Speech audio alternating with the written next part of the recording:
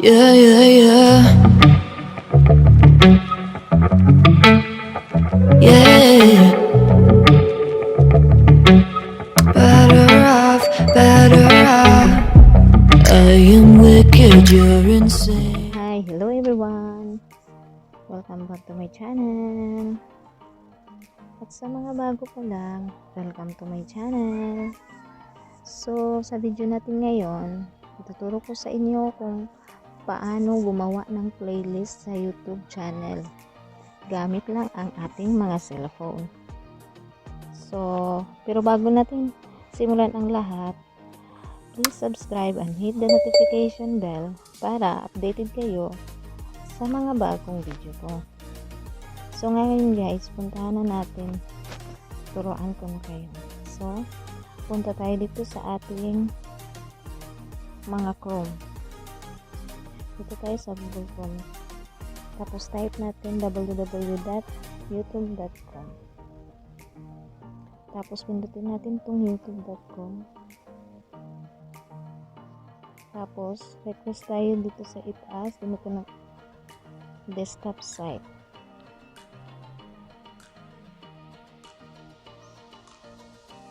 So, ayan na yung maging itsura niya. So, dito sa itaas, pindutin natin tong icon natin. Ayan. Tapos, your channel. Ayan. Tapos, so, ayan. Pindutin natin tong YouTube Studio. So, ito na yung YouTube Studio natin. At dito sa gilid, pindutin natin itong Video Manager. Ito yung Video Manager. Ayan. Tapos, pindutin natin itong mga video natin na gusto mong ilagay sa playlist. Halimbawa, itong tatlo. O, ayan, nakita mo na yung add to playlist. So, ayan, halimbawa lang yun ating video. So, ayan. Tapos, add to playlist ito video. So, ito yung pindutin natin. Tapos, lagyan natin na kung may naka-save na kayong playlist, pwede nyo ipunta doon. Pero kung bago pa lang na playlist yung gusto nyo, click natin tong new playlist at saka lagyan natin ng title. So, halimbawa sa atin ay tutorial.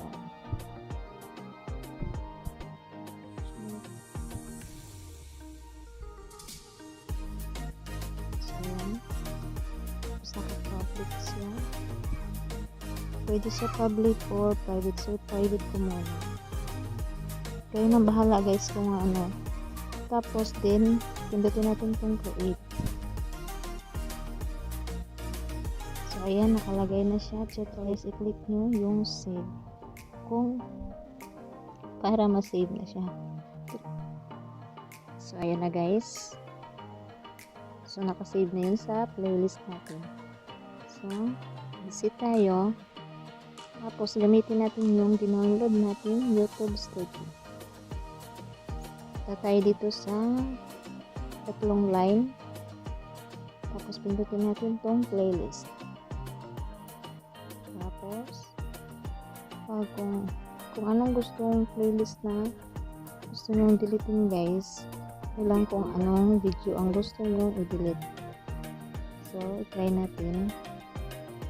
So, ayan.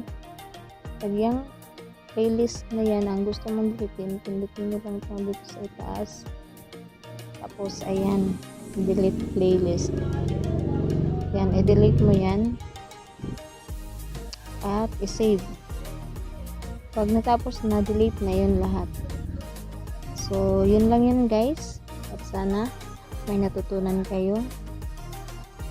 Please subscribe and hit the notification bell para updated kayo sa mga bagong video ko. So, thank you for watching guys. Thank you.